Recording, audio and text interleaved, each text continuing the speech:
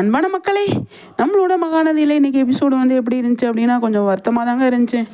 என்னன்னு சொல்லணும் அப்படின்னா, காதல் வந்து சிரிக்க வைக்கும். எந்த அளவுக்கு சிரிக்க வைக்குதோ அந்த அளவுக்கு அழ வைக்கும் அப்படிங்கிறது தான் என்னோட கருத்து.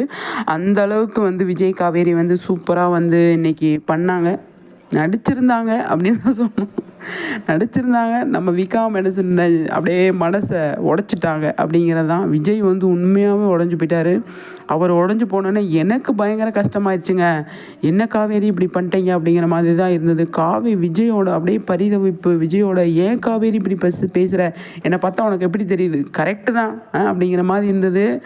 என்ன பண்ண முடியும், வீட்டில் இருக்கிறவங்களுக்கு தெரியாமல் அழணும் அப்படின்னு வாயை மூடிட்டு அழுகிறாங்க. அந்த பக்கம் பார்த்தீங்க அப்படின்னா விஜய் பயங்கரமாக ஏன் விஜய் வந்து இப்போ பாருங்களேன், காவேரி வந்து பேச வந்தால் கூட அடுத்து பேச மாட்டாங்க. அதுதான் நடக்க போகுது. உன் வேலையை பாரு, நான் என் வேலையை பார்க்குறேன் அப்படின்னு கொஞ்ச நாள் விஜய் வந்து காவேரி மேலே வெறுப்பாக தான் காட்ட போகிறாரு அப்படின்னு நான் நினைக்கிறேன். ஏன்னா இந்த அளவுக்கு அவ்வளோ அள்ளி அள்ளி தந்தார் அன்பை விஜய். இப்போ அப்படி வராது அப்படின்னு தான் நான் நினைக்கிறேன்.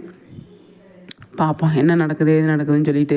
காவேரி வந்து அடுத்து விஜய் இதே மாதிரி நம்மக்கிட்ட வந்து பேசுவார் அப்படின்னு அவங்க நினச்சிட்ருப்பாங்க. அதுக்கு ஆப்போசிட்டாக வந்து மாற போகிறாரு விஜய். ஏன்னா ஃபஸ்ட்டு இருந்தார் இல்லையா, அந்த மாதிரி. இப்போ ஏன்னா வெண்ணிலா வந்து பிரிஞ்சுட்டாங்க.